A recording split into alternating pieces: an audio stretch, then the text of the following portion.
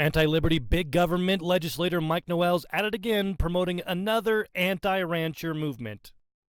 Oh, Zion, dear Zion, land of the free. After spending all Sunday defending Utah, the Bundys, Lavoy Finicum, and Kate Daly, Mike Noel went to social media again, promoting another big government anti-rancher bureaucrat, Mark Ward, telling people to check out his new movement. Well, what's the big deal about Mark Ward? Well, this is what he has to say about challenging the government. You may or may not agree with this, but this is where the counties and the legislature and the governor's office plant their flag in the ground, and it's this. When I hear rhetoric like this that implies the state can't be trusted either, I'm sorry. We have to plant our faith in the state of Utah. Yes, sir, there has to be a DLM. If there's no DLM, if there's no management structure, what do you have? You have chaos. You have anarchy. You have the absence of law, which is the most un-American thing there is. You have to have a structure, and that structure has to revolve around the sovereign state of Utah. If you leave it to just what? The people? You've got to place the ownership of those lands in the state of Utah and expect that the state of Utah will manage those. If you can't do that, then we have an irreconcilable difference. And the pure patriotic and the highest form of patriotism and the highest form of being an American is to place our faith in state government. And that's all this bill has the audacity to do. And for you to push against that and others is to suggest a form of lawlessness and a divorce from structure that is the most un-American thing there is.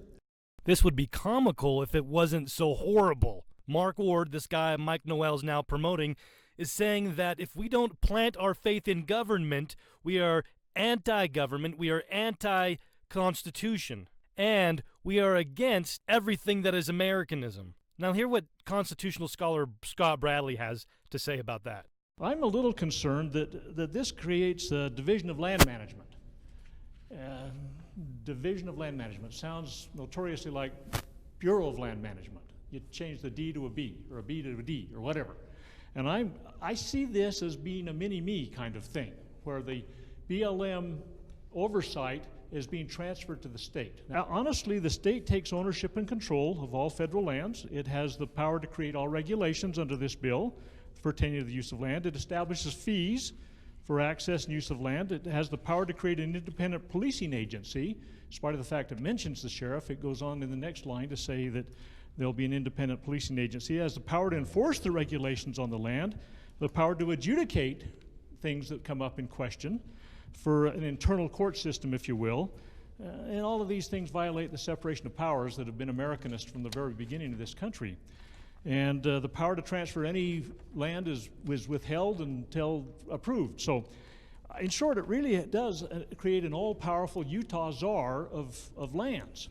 The Americanist way really is stewardship, individual ownership. And we've just been promised, Representative, by you that this will keep our lands in public. The source of all wealth comes from the land.